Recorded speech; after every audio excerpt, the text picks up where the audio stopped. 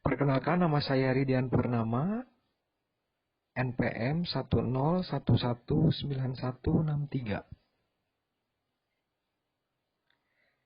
Saya mahasiswa STEE STEMB Bandung Business School.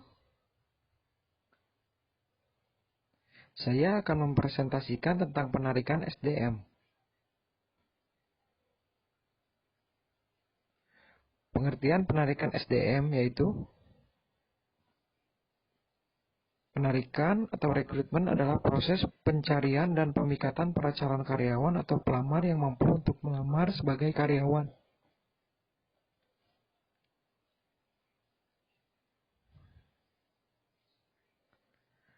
Proses ini dimulai ketika para pelamar dicari dan berakhir bila lamaran-lamaran atau aplikasi mereka diserahkan.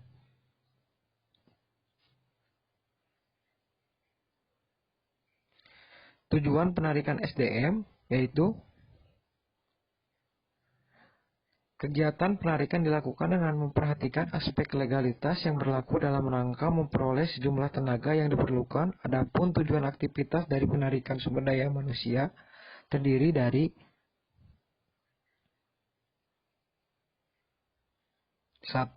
Memikat pelamar yang melamar kesempatan kerja. Aktivitas ini memikat pelamar yang melamar kesempatan kerja. Ukuran dan karakteristik kelompok pelamar membatasi sampai di mana aktivitas penyusunan pegawai berikutnya mencapai tujuan.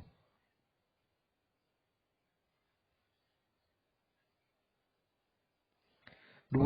Mempengaruhi pelamar menerima tawaran pekerjaan yang mereka terima. Aktivitas penarikan dapat mempengaruhi apakah pelamar menerima tawaran pekerjaan yang mereka terima. 3. Sebagai sarana pertukaran informasi. Alasan dilakukan penarikan. Ada beberapa alasan yang mendorong suatu organisasi melakukan penarikan sumber daya manusia, yaitu A. Berdirinya organisasi baru. B. Adanya perluasan kegiatan organisasi. C. Terciptanya pekerjaan dan kegiatan-kegiatan baru.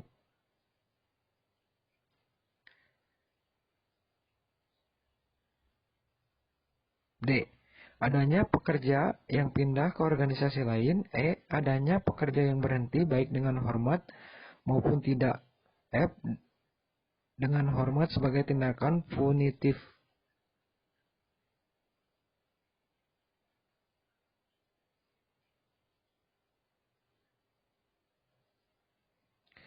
G. Adanya pekerja yang berhenti karena memasuki usia pensiun.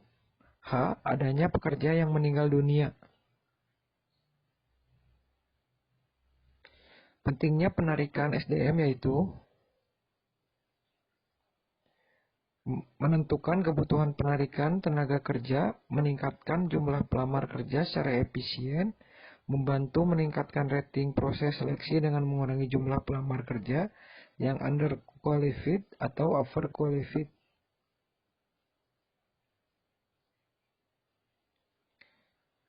Mengurangi kemungkinan berhenti atau mutasi setelah diangkat, memenuhi kewajiban organisasi, melaksanakan program pemerataan kesempatan kerja, mengidentifikasi dan menyiapkan calon-calon tenaga kerja yang potensial.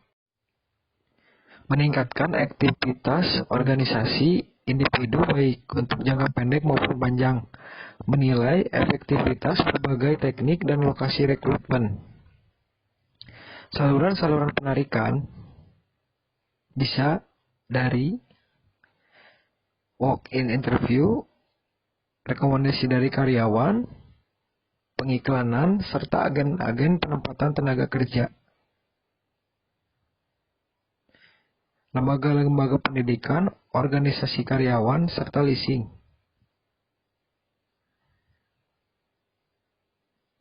Metode-metode seleksi.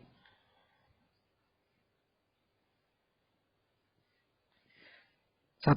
Tinjauan dari data biografis. Tinjauan mengenai pendidikan dan pengalaman dari seseorang pelamar melalui proses seleksi.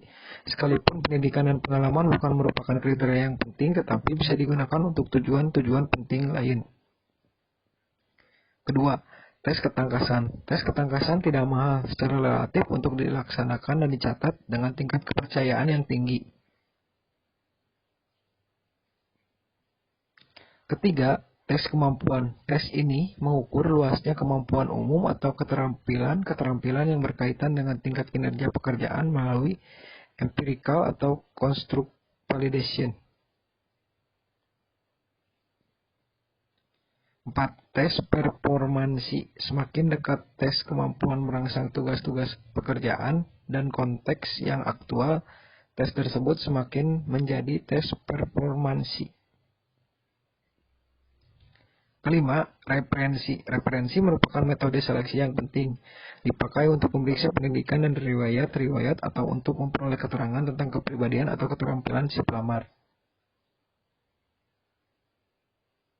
Keenam, evaluasi performansi. Evaluasi performansi sebelumnya sering dipakai untuk menilai potensi bagi penugasan kembali atau promosi, atau bahkan persyaratan bagi lowongan promosi tertentu.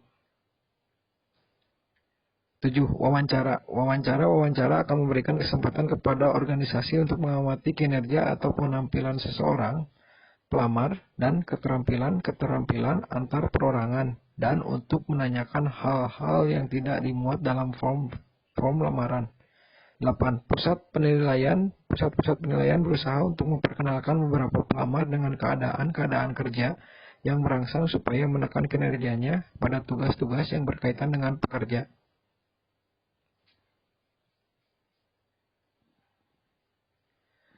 9. Masa percobaan. Masa percobaan memiliki faktor validitas dan reliabilitas yang mungkin tinggi karena metode ini mengukur kinerja aktual pada kerja. Terima kasih, semoga bermanfaat.